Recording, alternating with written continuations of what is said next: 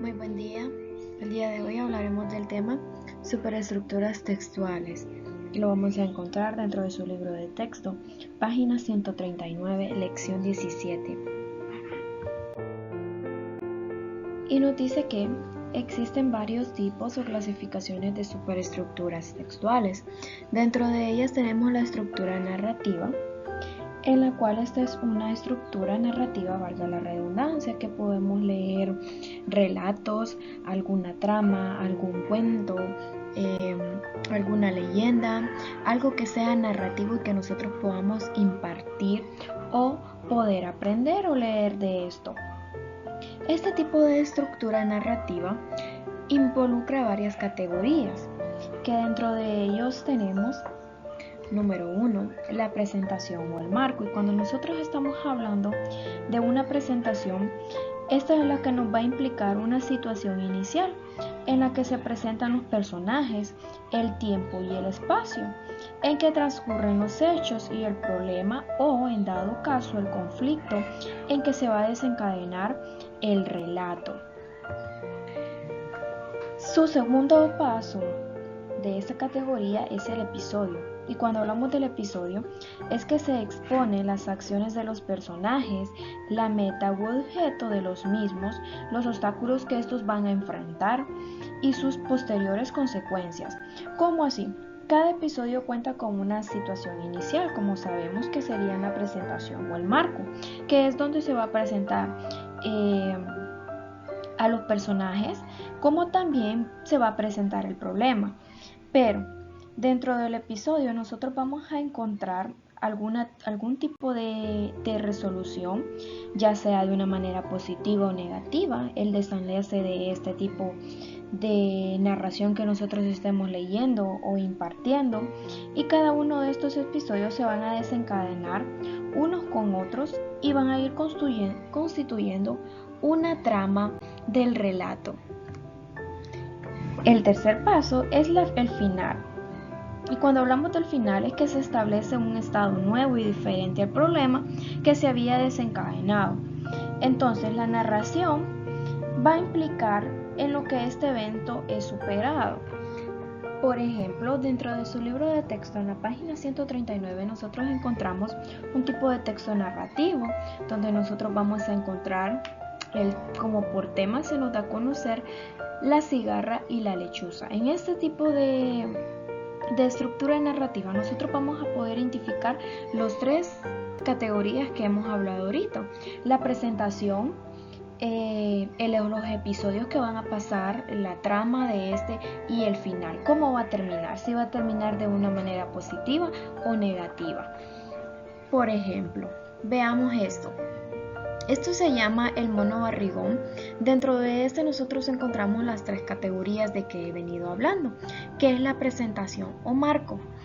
Y cuando hablamos de la presentación en marco, es el párrafo que nosotros encontramos, el primerito, que está marcado en como un azul o verde agua, y nos dice que el mono barrigón vivía en la selva, era amigo de todos los animales y siempre vigilaba de que cada uno cuidara la naturaleza. Bien, aquí nosotros en la presentación estamos apreciando lo que es, valga la redundancia, la presentación de quien se nos va a hablar, y dice que se nos va a hablar de un mono barrigón. Entonces aquí nosotros nos da la presentación. Luego tenemos los episodios que están en salmoncito o rosa pastel, y nos dice que es un día fue a la oficina de empleo y dijo que quería ser guardabosque. Bien, aquí nosotros vamos a encontrar todo el desenlace de esta historia que trata el mono barrigón, y al final, que lo encontramos en azulito, aquí nos va a plantear qué tipo de final, valga la redundancia, va a tener esta estructura narrativa, si va a terminar de una forma positiva o negativa. Todo depende del texto narrativo que nosotros estemos apreciando. Esquema estructural. Cuando nosotros estamos hablando del esquema estructural, nos dice que este se va a componer por tres categorías básicas. Una de ellas es la introducción, dos el desarrollo y la tercera la conclusión. Cuando nosotros hablamos de un esquema estructural, es lo que nosotros podemos presentar a través de un discurso. Es donde en la introducción es donde nosotros expondríamos el tema al que vamos a tratar, damos una pequeña introducción sobre el tema que nosotros vamos a presentar. En el desarrollo, nosotros vamos a incluir el contenido de este tema para permitir informar al oyente sobre el tema presentado dentro de nuestra introducción, que nos quiere decir que vamos a tener que realizar un enlace. Si yo en mi introducción coloqué un tema sobre las plantas, entonces yo tengo que venir y mi desarrollo tiene que ser relacionado a la introducción que yo di, las plantas, y la conclusión yo voy a sintetizar toda la información que he brindado dentro del desarrollo, dando una conclusión lo más relevante de todo este tema. Por ejemplo, la estructura del discurso que podemos ver aquí nos tiene la introducción, el desarrollo y la conclusión, que es los temas que hemos visto. Y se nos dice que va a tratar de que Alex de la Iglesia es dueño de una de las imaginaciones más retorcidas que registra el cine moderno. Bien, esto es una pequeña parte de la introducción que nos va a tratar este ejemplo. En este mismo nosotros vamos a encontrar en el desarrollo sobre qué trata esto, y al final, como vemos, siempre tiene un enlace, una conjugación dentro de la introducción y desarrollo. Entonces esto se le llama lo que es un esquema estructural. Recursos, clases de recursos estilísticos. Dentro de las clases de recursos estilísticos está el recurso fonético, que este tiene 3 tipos de división o categorías, por así decirlo. Uno de ellos es la aliteración. Cuando yo hablo de la aliteración me refiero a un tipo de sonido muy constante e igual dentro de las palabras, oraciones que nosotros estemos redactando, pronunciando. Por así decirlo, en la rima nosotros encontramos muy constante, para que valga la redundancia, esto rime, sonidos de consonantes o vocablos, donde se nos van a repetir. Entonces a eso se le llama aliteración, donde se puede repetir muy constante la A, se puede repetir muy constante la letra S. Entonces a eso se le llama aliteración. Está la onomatopeya, que cuando hablo de onomatopeya me refiero a la variedad de semejanza que imita un sonido de la naturaleza.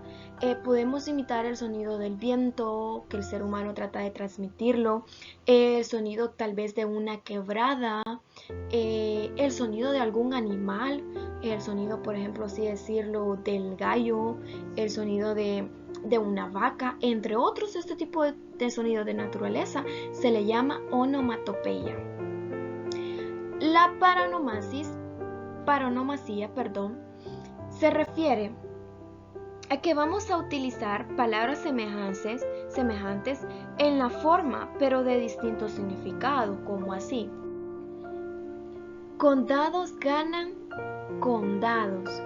Como vuelvo y repito, la paronomasia es una figura retórica, por así llamarlo, en que vamos a emplear palabras con sonidos muy similares, pero con distintos significados. Entonces aquí nosotros vemos que tiene tal vez algún tipo de rima, que tiene algún sonido igual, pero que tiene un distinto significado.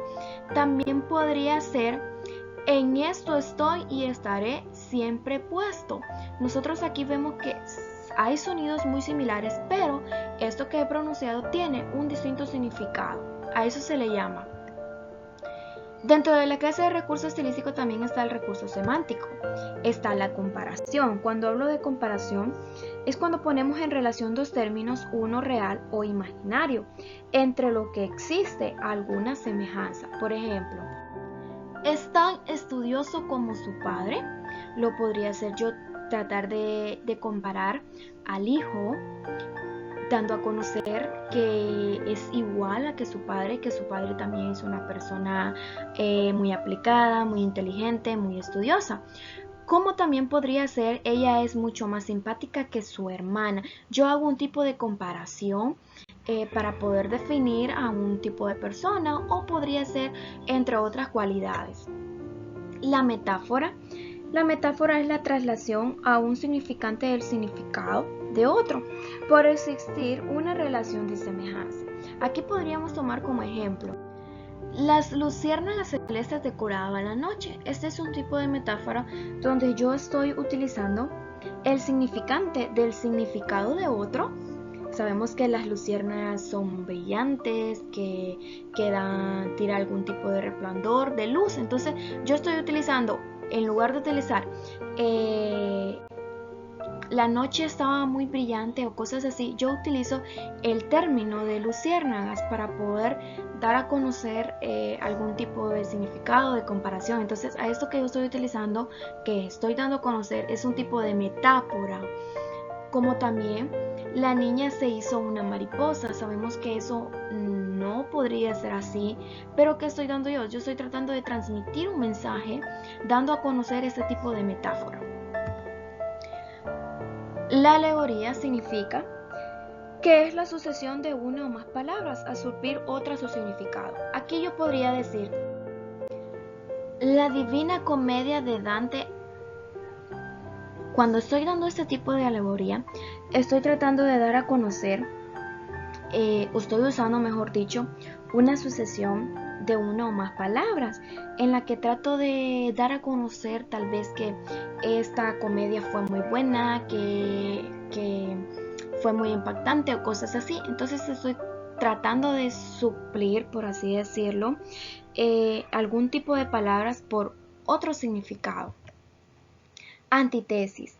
Cuando hablo de la antítesis, es una contraposición de dos palabras o ideas, por así decirlo. Contraposición sabemos que tenemos que entender que es lo contrario, entonces podría ser bueno, malo, ríe, llora, triste, feliz, entre otros aspectos así. La personificación o prosopeya es una atribución de cualidades humanas a animales o seres animados.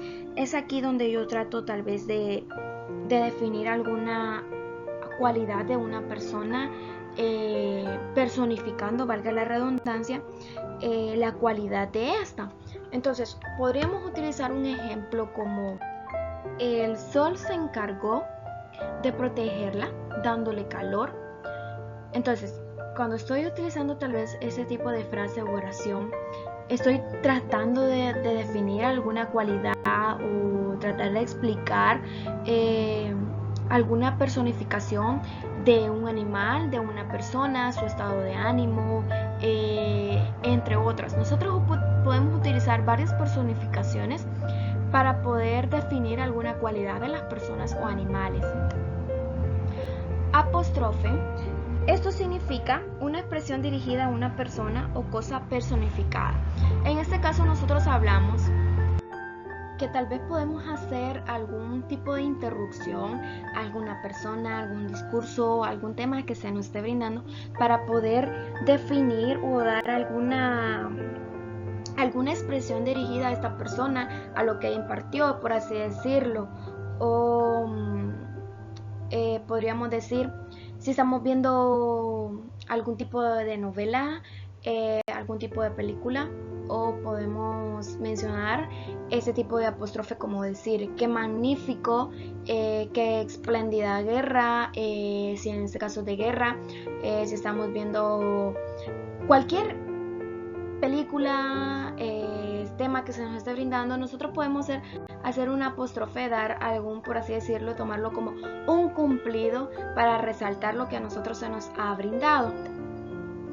El hipérbole significa una exageración expresiva de una idea. Por ejemplo, dentro de su libro de texto nos dice que no hay océano más grande que su llanto.